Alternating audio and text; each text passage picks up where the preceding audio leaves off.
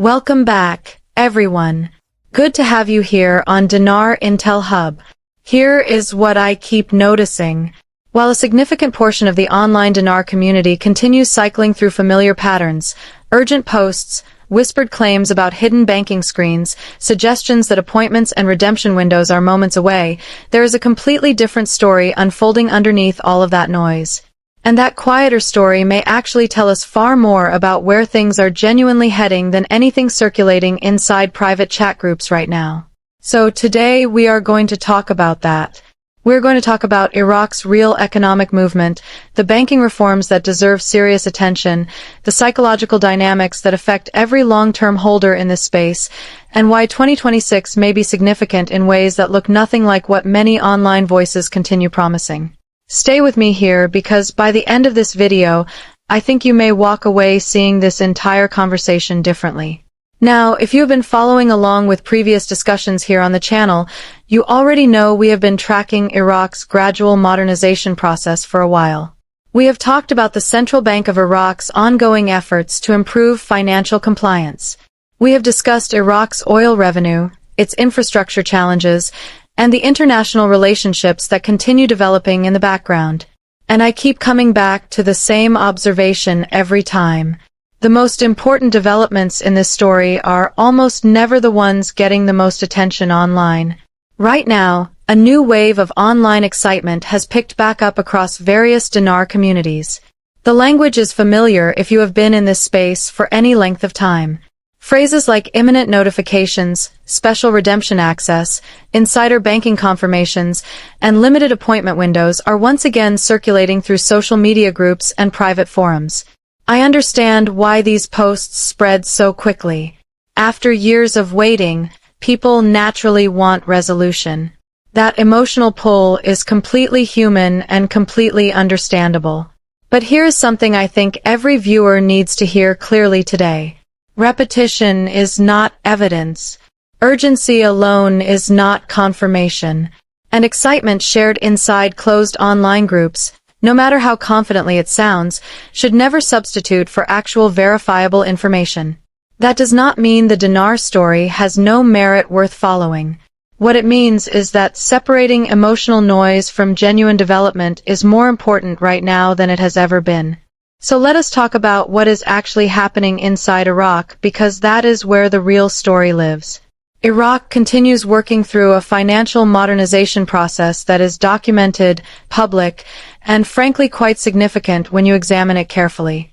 The country remains one of the world's largest oil producers, and energy revenue continues driving the majority of its economy. But Iraq's leadership has also been discussing for years the need to reduce dependence on oil alone. We are talking about expanding investment in transportation infrastructure, private sector development, agricultural initiatives, manufacturing zones, and tourism. These are not secret programs. They are openly discussed policy goals that continue moving forward despite political disagreements, delays, and operational complications.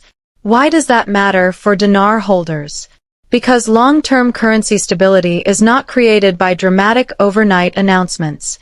It is built gradually through economic confidence, banking credibility, and international participation.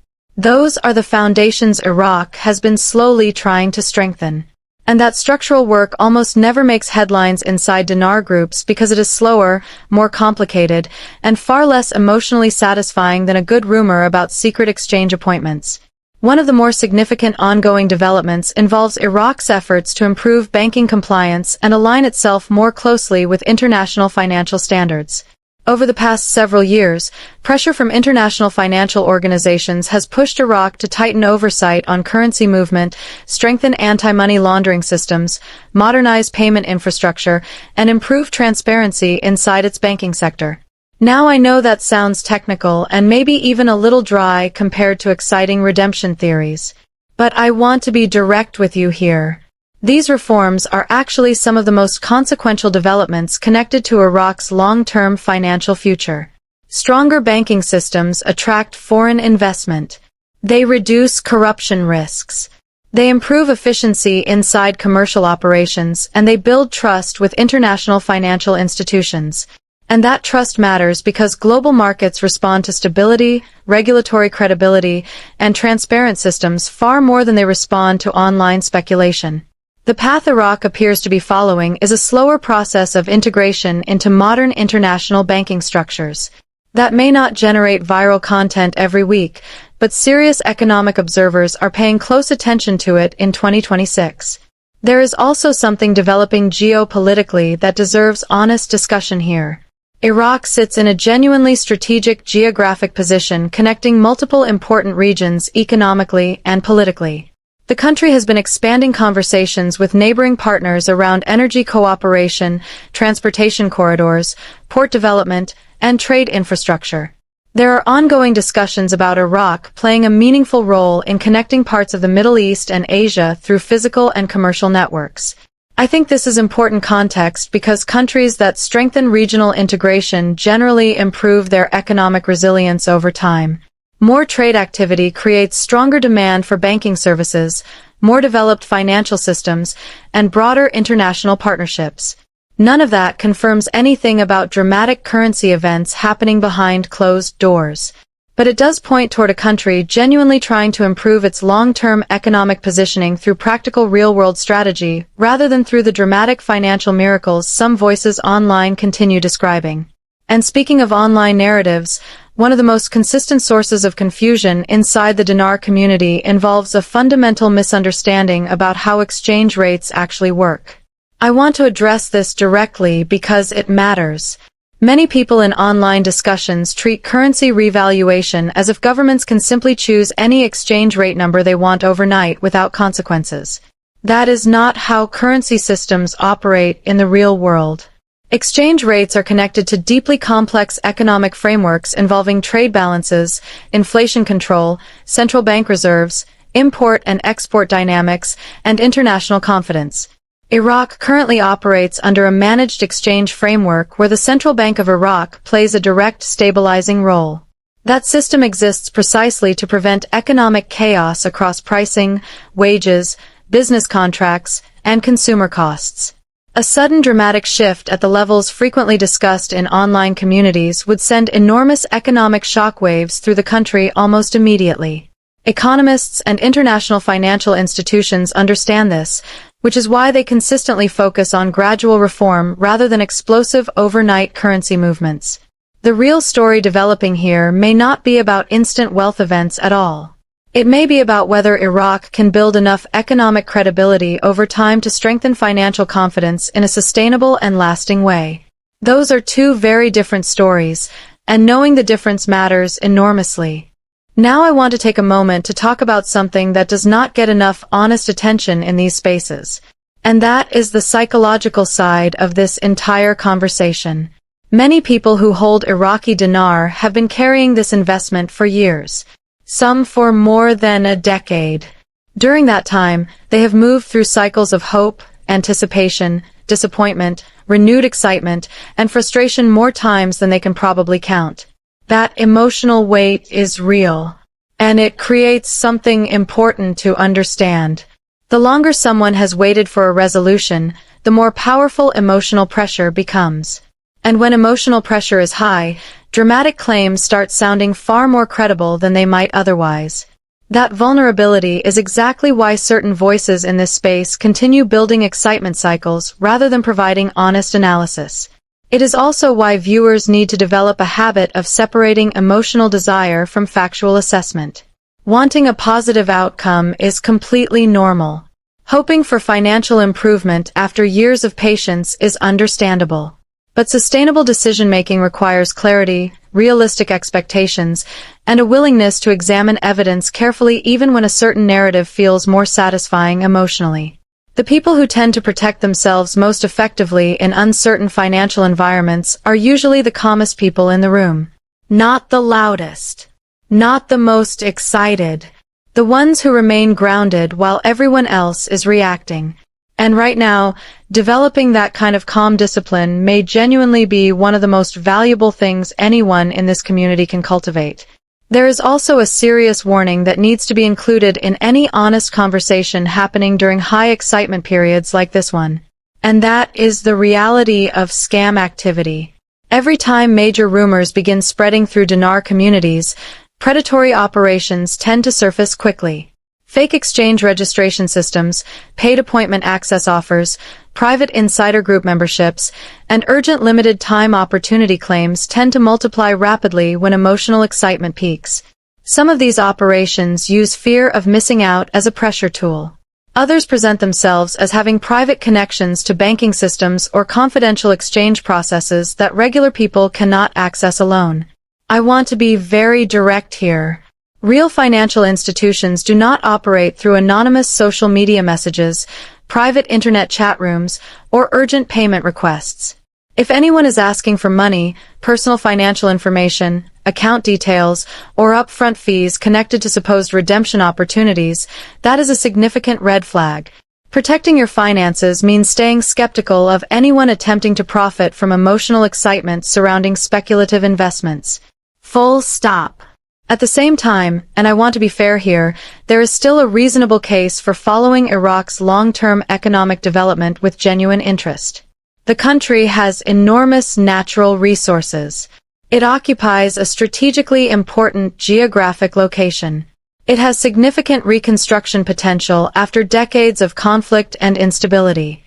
If governance continues improving, infrastructure expands, corruption decreases, and private investment increases over time, Iraq could strengthen economically in meaningful ways across a longer time horizon. That possibility is worth taking seriously. But realistic long-term development is an entirely different conversation from fantasy narratives promising imminent overnight financial transformation. And I think it is genuinely possible to hold both of those ideas at the same time. You can believe Iraq has real future potential while also rejecting unsupported claims about secret banking events and impossible redemption rates. Those two positions are not in conflict. In fact, combining honest optimism with clear-eyed realism may be the most intelligent approach anyone can bring to this space right now. There is also an important distinction worth clarifying for anyone newer to this conversation. And that is the difference between currency redenomination and currency appreciation. These two things sound similar, but they are very different in practice. Redenomination is a process where governments remove zeros from banknotes to simplify everyday transactions after periods of inflation. It changes how currency is displayed numerically, but it does not automatically create new wealth for people holding the currency. It is largely an accounting and convenience adjustment.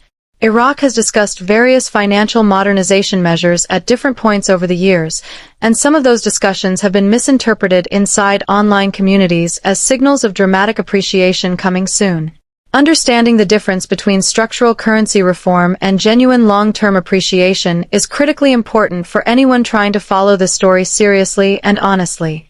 As we move deeper into 2026, I think what is becoming increasingly clear is that the developing story around Iraq looks very different from what many people anticipated years ago. Instead of sudden dramatic events, the real movement involves banking modernization, international compliance improvements, regional trade development, infrastructure investment, private sector growth, and long-term economic positioning.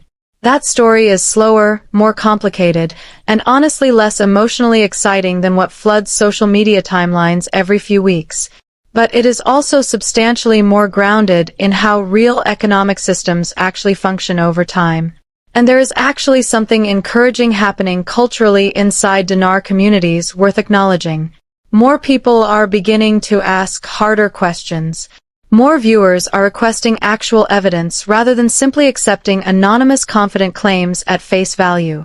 That shift matters. Communities become genuinely stronger when members develop the habit of thinking critically, demanding transparency, and evaluating information independently rather than simply reacting to each new excitement cycle. That kind of cultural evolution may quietly become one of the more important developments connected to this whole story over the long run. So here is the question I want to leave you with today. When you engage with the dinar story right now, are you searching for clarity or are you searching for emotional certainty? Because those are genuinely two different things. Clarity requires patience, evidence, and realistic expectations. Emotional certainty tends to come from dramatic promises that feel satisfying in the short term but rarely hold up under careful examination. Iraq's future remains uncertain. Global finance continues evolving in significant ways. Long-term opportunities may still emerge over time in ways that look nothing like the dramatic narratives currently dominating online spaces.